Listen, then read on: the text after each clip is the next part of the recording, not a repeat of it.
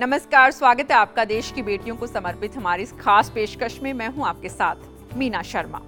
तमन्नाएं रहीं कायम दिल में एक बूंद की तरह, जो गिरकर सीप में एक दिन मोती बन गई।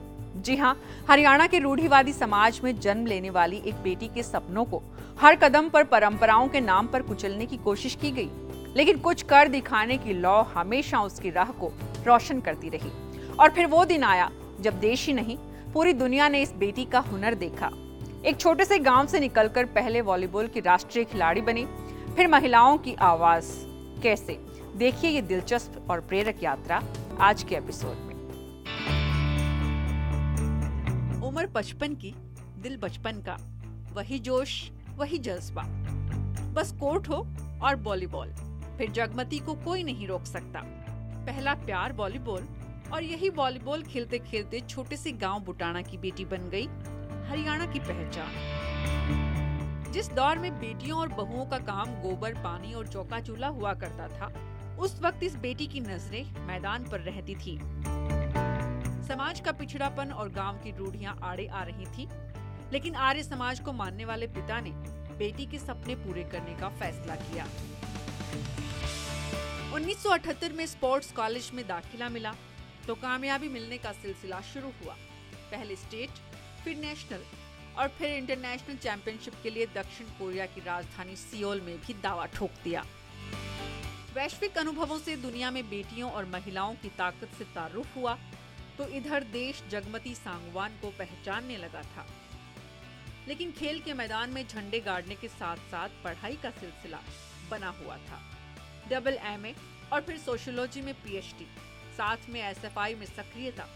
ऐसे में स्टूडेंट यूनियन में जगह मिली और अपनी बात कहने का मंच भी। हौसला जवान था, लेकिन अनुभव की कमी गच्चा दे गई। पहली बार विदेश खेल के आई तो मुझे लगा कि मुझे अंतर्राष्ट्रीय महिला दिवस पे ये बात कहनी चाहिए जाके, कि मैं ये फील करती हूँ कि भाई लड़कियां हरियाणा की जो हैं उनमें खेल की बहुत प्रतिभा है और उनको आगे बढ़ने देना चाहिए, उनको खेलने देना चाहिए। लेकिन ये पहली चूक आखिरी साबित हुई।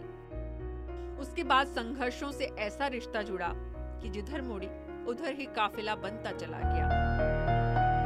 कामरेड इंद्रजीत ने जिंदगी भर साथ चलने का वादा किया।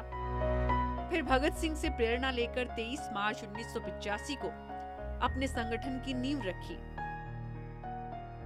पहले घर बाहर की साफ सफाई के लिए जागरूकता अभियान से शुरुआत की और फिर महिलाओं के अधिकारों की आवाज बनी। ऐसे में सामना हुआ खाप पंचायतों से।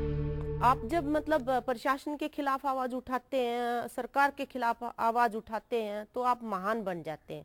लेकिन अपने समाज की कुरीतियों के खिलाफ अगर आवाज उठाते हैं तो ये वो समाज है जहाँ पे राजा राम मोहन राय ने भी जब सती प्रथा के खिलाफ आवाज उठाई तो उनके ऊपर भी कीचड़ भी फेंका गया। उनके घर वालों ने भी कहा कि भाई ये हमारा मतलब बीज ही नहीं है।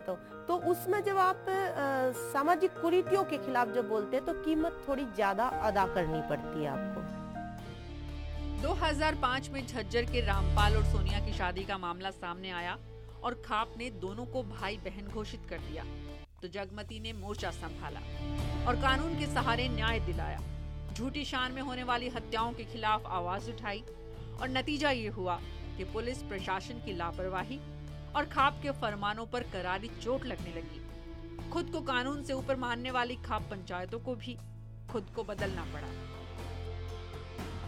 देखिए, कुछ भी हो अगर तो आप बातचीत के माध्यम से, संवाद के माध्यम से, और आपका संवाद नहीं है तो आप बोलचाल बंद कर सकते हैं, आप रिश्ता तोड़ सकते हैं, लेकिन हिंसा से डील ना करें।